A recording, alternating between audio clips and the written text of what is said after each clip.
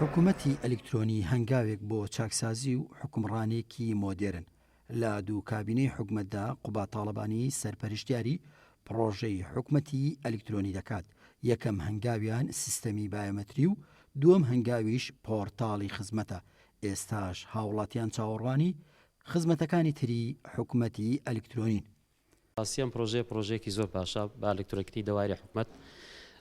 ئەمە ئەبێتەوە ئەوەی کە کاراسانی بکە بۆ هاوڵاتیان، وەلەمان کاتیشە کات بگەڕێنێتەوە، وەلەمان کاتیشە ئەو دۆکۆمنتانە کە کرێت بەڕاستی پارێزراوتر بێ.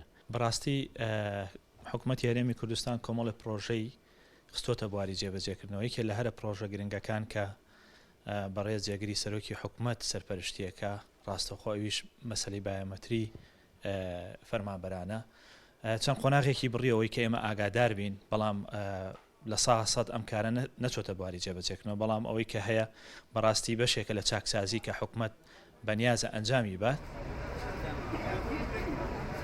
ڕوحی سەرەکی بەکارخستنی پرۆژەی حکوومەتی ئەلکترۆنی وەک ڕاگەیەنراوە کەمکردنەوەی ڕۆتین و خەرجی و گەڕانەوەی کاتە بۆ هاوڵاتیان.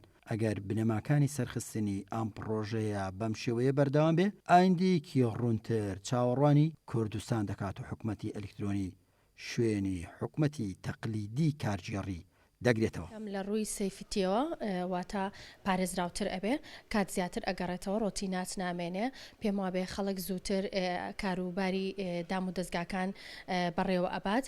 ئەمە کارێکی باشە بێ ئەگەر لە بەرنامەیە هەبێت و کارەکە بگاتە ئەنجام.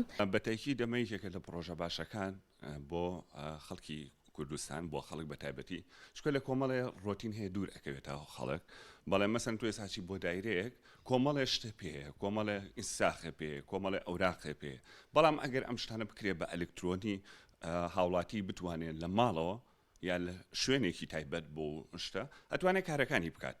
یعنی وای لێ قەڵەباڵغی لەسەر دامەزراوەکانی حکوومەت کەم ئەبێتەوە. ئەمە خاڵی یەکەم، ئیشەکان خێراتر ئەبێت.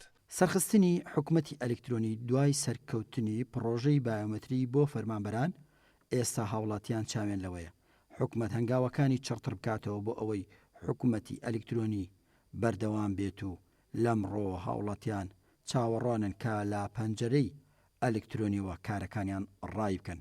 عومەر کەریم، گەلی کوردستان، سلێمانی.